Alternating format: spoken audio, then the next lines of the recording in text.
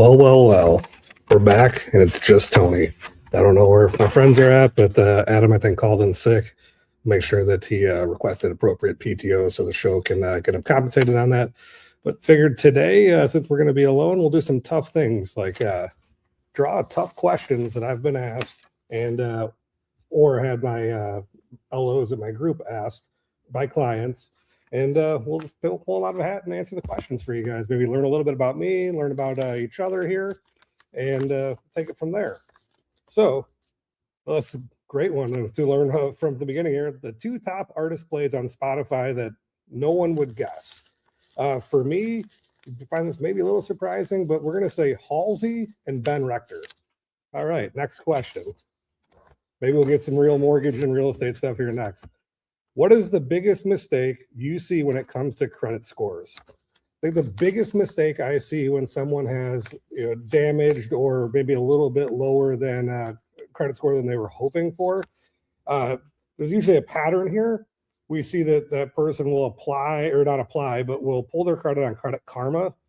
And instead of actively investigating delinquent credit reporting, so collections, charge-offs, late payments, Credit Karma and some of these other companies make it very, very easy for you to just hit the dispute button. The problem with disputing credit, two things. First part is it removes that derogatory, that delinquent credit reporting from your scoring model as soon as that dispute is reported. Mortgage companies and the mortgage industry is caught up to this trick. And so in our automated underwriting models, DU, LP, the things that you don't really care about as a consumer, but we care about on the mortgage side, it throws up warnings saying that this person has excessive disputed credit, or this many trade lines are disputed. So we know that the score is not accurate or the credit profile might not be accurately reporting. So don't take the easy route on that. If you're going to use Credit Karma or these consumer-facing credit scoring places, although it looks easy just to hit the dispute button, before you hit dispute, do some investigation, give us a call. We have strategies, we have credit professionals we can connect you with and help you out on that. But that's the biggest mistake I see there is it's quick to hit the dispute button, and it creates false positives all the time. Why is a fully validated pre-approval so important? Well, do you only go to the doctor for a quarter of your physical? I think a fully validated pre-approval in this market is a requirement because you're going to be likely writing an offer on a house that comes on the market with a lot of offers. We want to be able to explain or convey strength of offer, strength of commitment to the financing process, that you're a serious buyer, part one. But on our side, on the mortgage side of things too, I want to be able to have a full consultation with you so that you can understand the ins and outs of every situation that may come up. Are we going to use maybe single premium mortgage insurance to keep your payment a little bit lower? Are we going to seek seller paid closing costs? Are we not going to seek seller paid closing costs? Are we going to try to remove a home sale contingency? We can't operate unless we have all of the tools and all of the knowledge. For the people, you guys know me, my brother is a CRNA.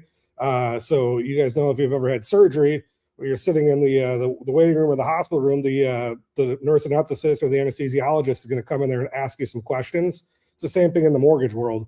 We just want to have all of the data so that we can help you have the most successful outcome. That's why we care about fully validated pre-approvals. On to the next one here. What else do we got? I pulled out a few of them. Whoops. What's the best tool to start building or rebuilding my credit? This is a great question. And there's actually a lot of misinformation, misguidance out there, however you want to call it. In my opinion, again, these are my opinions, they're personal opinions, but operated in the mortgage industry for over 2 decades now.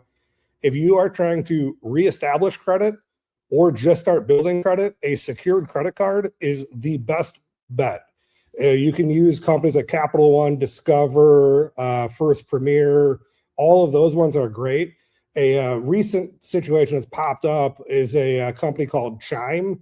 I know some people they're popular on Reddit. One of the situations that comes with their secured credit lines is they report as open trade lines, not revolving trade lines. I know it sounds super technical. I promise you that the revolving trade line reporting is much more important to your credit score than the open trade line reporting. What are the biggest mistakes a buyer or seller can make in this market? Ooh, where do we begin on this one? We've probably talked about this pretty frequently. I think the biggest mistake a buyer can make in this market is hesitation. Shopping without a pre-approval letter or a strategy to acquire a home.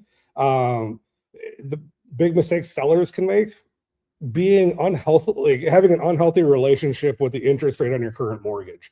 Yes, it could be a 2.5%, it could be a 3%. That could feel awesome. But if you are compromising how you're living, how you're feeling, that 2 or 3% interest rate doesn't matter. I promise you that making a decision to sell, if the house is not meeting your situational needs, you'll be okay. The other large mistake, and I can't stress this enough, is not seeking professional real estate representation. Not real estate representation, professional real estate representation. Ask your agent or interview agents, ask them tough questions. How do you handle adversity? How do you handle adversity? If I'm going to be writing an offer, I'm buying a house and we're in a multiple offer situation, how are you going to present my offer so that it stands out to the seller? Or if I'm listing my house, how are you going to deliver results? Because I need this house sold in 30 days or 60 days or 90 days, or my timeline looks like this. How are you going to deliver results? What is your days on market average time? What is your original list price to sales price ratio? Those are great questions to ask. But yeah, professional real estate representation is invaluable in today's marketplace. With that question again, what else do we got here? We got a few more minutes. A higher price with a lower rate or a lower price with a higher rate? So I think this question likely stems from a scenario or a situation where maybe a buyer is deciding if they want to request that the seller pays some of their closing costs, and the seller is countering and saying, yeah, we'll give you seller paid closing costs, but you have to pay us more money on the purchase price. So the seller ends up in a net neutral position. The buyer ends up in a position where higher price, but maybe lower dollars at closing. Again, your strategy could be different than my strategy. My personal strategy, since we're asking, hey, Tony, what's up with the tough questions? Every time I would take the lower price with a higher interest rate any day of the week. A lot of reasons why, but one of the ones that you could look at is maybe look at like a 4% rate on a $400,000 house where you pay $40,000 more for the house versus a 6% interest rate where you pay $40,000 less for the house. See where you start, see where you end. Particularly in the first 5 to 7 years, I think you'll see some real numbers. But we're here to answer those questions for you. I'm very, very good at showing you the data. We have awesome tools that we can help you compute so that you make the decision that's right for you. Like I said before, mortgage is one size fits one. It's not one size fits all. What works best for me and my strategy, in my opinion, doesn't mean it's going to work best for you. We'll get to the bottom of what works best for you. All right, what else we got in here? Maybe one or two more. Why is the mortgage credit score different than what my credit card statement says? Ooh, this is a good one too. So your mortgage credit score is going to be FICO version 2 scoring model most of the time. Your credit score or your credit card, like your Capital Ones, Discovers, Chase, all of those are either sending you FICO version 8 or FICO version 10T. Couple different reasons there on why the scoring is different. They have different higher score model or higher score limits than the FICO version 2. FICO version 2 algorithm is 17, 18 years old, and maybe even 19 years old now. It has not caught up with consumer spending habits and consumer credit habits. So it is not uncommon to see a 20 to 30 point difference between what you see in either Credit Karma or on your credit card statements versus what we see on the mortgage side. Doesn't mean you should be scared or nervous on anything. We're here to help you solve those problems and unearth the questions that you have. But yeah, we'll next couple weeks here when we have Adam and I on, we're gonna just pull some more questions out of the hat. We got a whole bunch more for you guys. But thanks for tuning in, and we'll see you next week. there. Cut the show.